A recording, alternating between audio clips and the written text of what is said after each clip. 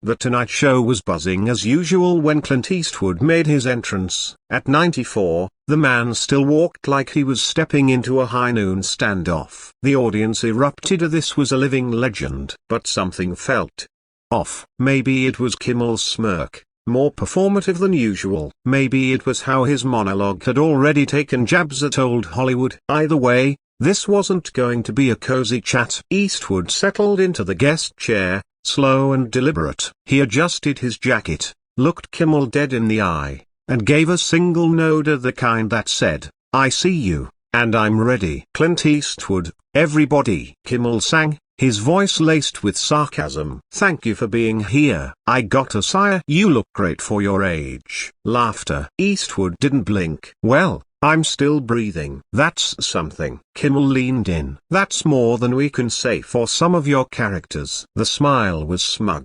"Speaking of which, you've been quiet on politics lately. Not like back in the day when you were chatting with empty chairs." The reference to the 2012 RNC speech landed with a thud. Eastwood leaned back, eyes narrowing. "I figured I'd leave the empty chair talking to the professionals," he said. "Though I notice you've perfected the art of talking to yourself." The crowd chuckled nervously. Kimmel's grin tightened. "That's what they pay me for. But seriously, don't you think it's time for your generation to step aside? Let younger voices take over?" Hollywood's changed, and some of the old school attitudes, well, maybe it's time they changed too. Eastwood didn't move. He didn't need to. "You know, Jimmy," he said, calm as ever, "I've been making films since before you were born. I've worked with legends, directed award winners, told stories that still matter. So when you talk about stepping aside, I have to ask, what have you actually done that makes you qualified to say that?" Silence. Kimmel blinked. "Well,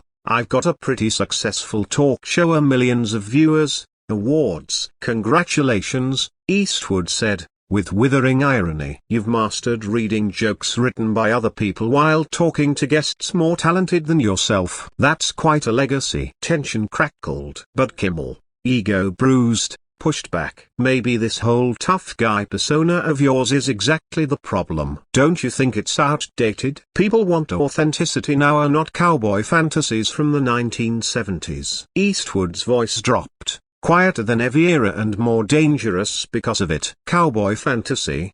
he repeated. "I've been shot at. For real. I've worked 16-hour days in the desert heat making movies that changed people's lives. I've given people careers. You sit behind a desk and make jokes about people who actually do something." Kimmel tried to pivot. "Look, I'm just saying, maybe it's time the old guard stops clinging to the past. We can't keep glorifying masculine toxicity." "Masculine toxicity?" Eastwood cut in, voice sharp enough to slice steel. "You mean working hard, taking responsibility, not needing to tear others down to feel important? That's your definition of toxic?" Kimmel's confidence faltered. The audience was frozen. "I was making films with diverse casts before you figured out how to tie your shoes. I've hired women in every department, given female leads Oscar-caliber roles when no one else would.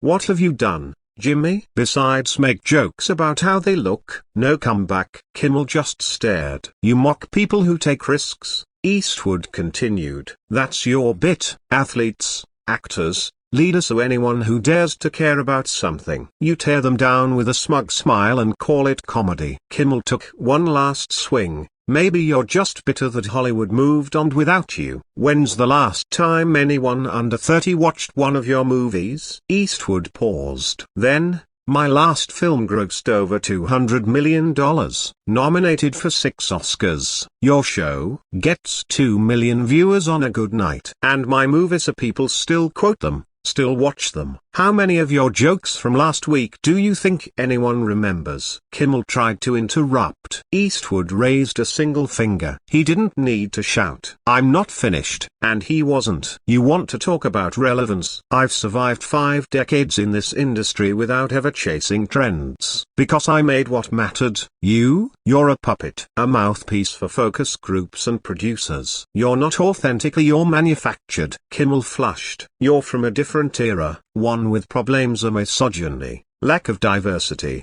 The boys' club mentality. Boys' club? Eastwood's voice turned to gravel. I've uplifted more women in this industry than you've interviewed. Hired more diverse voices than you've ever platformed. You're not progressive, Jimmy, you're performative. Kimmel opened his mouth but no words came out. You want to know what your real problem is? Eastwood asked. You've never built anything. Never taken a risk. You're a middleman. A karaoke singer lecturing Sinatra. Kimmel tried to recover. I work harder. Hard work? Eastwood laughed, cold and sharp. Hard work is getting up at dawn for a perfect shot. Doing take after take till it's right. Carrying a crew's hope on your shoulders. You read cue cards. That's not hard work. That's babysitting with applause signs. The studio was dead quiet now. You mock people every night. Tear them down. That's your brand. But here's the truther pointing out what's wrong isn't wisdom. It's just lazy. Lazy and sad. Kimmel's final defense. This is entertainment. People tune in to laugh and not to watch an angry old man lecture them. Eastwood stood. Angry old man?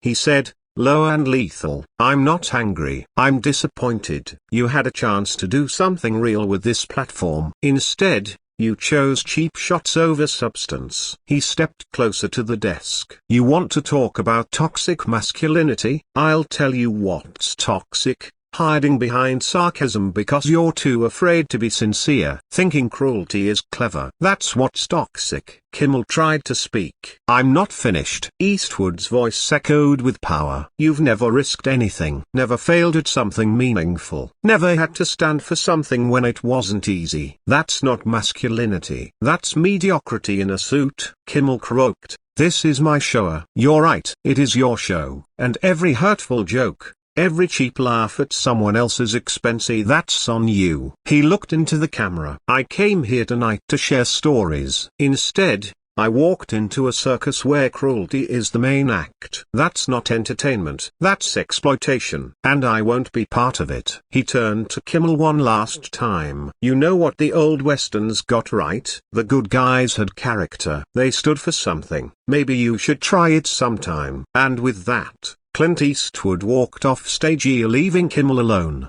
stunned, and exposed. The audience didn't know whether to applaud or sit in stunned silence. But one thing was clear, they had just witnessed a reckoning.